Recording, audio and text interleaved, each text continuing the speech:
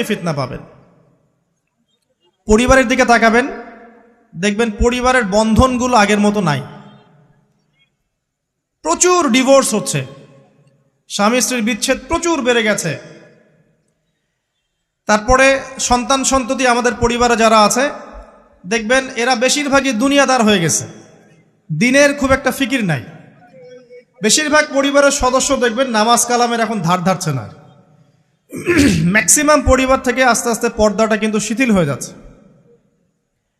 আপনি ব্যক্তি জীবনের দিকে তাকিয়ে দেখেন, গর্বের সাথে আমরা বলি না যে 90% মুসলিমের বাংলাদেশ, দেখবেন মেজরিটি সংখ্যক মুসলিম 5 ওয়াক্ত নামাজ জামাতে পড়ে না। বেশিরভাগ মুসলিম দেখবেন আল কোরআন বিশুদ্ধ করে তেলাওয়াতও করতে পারে না। তো এরপরেও আমরা দাবি করি যে আমরা প্রকৃত মুসলিম, জান্নাত আমাদের জন্য অপেক্ষা করছে। আসলে বাস্তবতা এমন নয়। যারা কোরআন আমরা টুকটাক পড়তে জানি, তাদের মধ্যে কত পার্সেন্ট কোরআনের অর্থ বোঝে? এই আল্লাহ পাকের কিতাব আমার হাতে আছে, এই কিতাবের অর্থ কতজন বোঝে? এটা একটা চ্যালেঞ্জ। যারা কোরআন পড়তে জানি আমরা, তাদের প্রতি চ্যালেঞ্জ, দেখেন তাদের মধ্যে কত পার্সেন্ট মানুষ কোরআনের অর্থ বলতে পারবে। আর অর্থটা যে জানা জরুরি, এই বিষয়টাও আমরা এখন জনগণকে বোঝাতে ব্যর্থ হচ্ছি। কোরআনের অর্থটা যে বোঝাটা জরুরি, এটা বোঝাতেও ব্যর্থ হচ্ছে। কারণ আমরা সবাই প্রত্যেক হরফে 10 নেকি পেতে চাই। কোরআন তেলাওয়াত করলে প্রত্যেক হরফে 10 নেকি হবে, এই তো। তো এই কনসেপ্ট যখন আমার মাথায় ঢুকে গেছে, আমি ওখানে নিজেকে থামিয়ে দিয়েছি। অর্থ বুঝে গবেষণা করলে এবং কোরআন কেন্দ্রিক জীবন ব্যবস্থা গড়লে যে আরও বেশি নেকি হয়, এটা আমার মাথায় নাই। প্রত্যেক হরফে 10 নেকি তো আপনি পাবেন তেলাওয়াত করলে, কিন্তু অর্থ বুঝে এর ভিতরে ঢুকলে, গবেষণা করলে এর মূল স্বাদটা পাওয়া যায়, এটা আমরা বুঝতে পারছি না। দেখবেন বেশিরভাগ মানুষ কোরআনের অর্থটা জানে না। আবার আমরা যারা টুকটাক ভাঙাচুরো অর্থ জানি, তারা আবার দেখবেন কোরআনের সমস্ত আদেশ মেনে চলতে পারছি না এবং কোরআনের সমস্ত নিষেধও বর্জন করতে পারছি না। সমস্যা কিন্তু এখানেও থেকে গেছে। আবার কোরআনের ব্যাখ্যায় আছে হাদিস।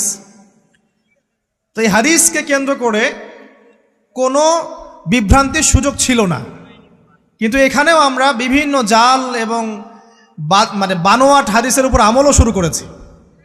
হাদিসের নামে এমন অনেক কিছুই চলছে সমাজে, যেগুলোর সাথে হাদিসের কোনো সম্পর্ক নাই। আমি বলতে চাচ্ছি যে হাদিসের নামে আবার সমাজে এমন অনেক আমল চালু আছে, যেগুলোর সাথে আবার হাদিসের কোনো সম্পর্ক নাই। তো দেখুন, ধর্মের মধ্যেও সমস্যা থেকে গেছে। আবার আমরা সবাই মুসলিম, আমাদের সবার ইউনাইটেড থাকার কথা। মুসলিম একটা জাতি, তাদের আল্লাহ একজন, রাসূল একজন, কেবলা এক, তাদের সবার মধ্যে একটা ইউনিটির কথা ছিল। কিন্তু আমরা ধর্মতাত্ত্বিকভাবে এবং পলিটিক্যালি আমরা বিভিন্ন দলে বিভক্ত এবং আপোষের মধ্যে মিল মহব্বত কম। বাইরে হয়তো আমরা বলি যে আমি একজন ধর্মতাত্ত্বিক দলের সদস্য, সে আরেকটা ধর্মতাত্ত্বিক সংগঠনের সদস্য, সে আরেকটা মানহাজ ফলো করে, সে আরেক জামায়াতের, সে আরেক তরিকার ইত্যাদি। আমরা সবাই এক, যদি আমরা বাইরেই কথাটা বলি, কিন্তু অন্তর থেকে কিন্তু আমাদের এই বিষয়টা আসছে না। আমরা ভিতর থেকেই ঐক্যবদ্ধ হতে পারতাম, তাহলে উম্মার আজকে এই অবস্থা হতো না। তো দেখুন, ধর্মকেন্দ্রিক অনেক প্রবলেম থেকে গেছে এখনো। আবার আল্লাহ রাসূল সাল্লাল্লাহু আলাইহি ওয়াসাল্লাম হাদিসের মধ্যে এবং আল্লাহ পাক কোরআনের মধ্যে ধর্ম নিয়ে বাড়াবাড়ি করতে নিষেধ করেছে।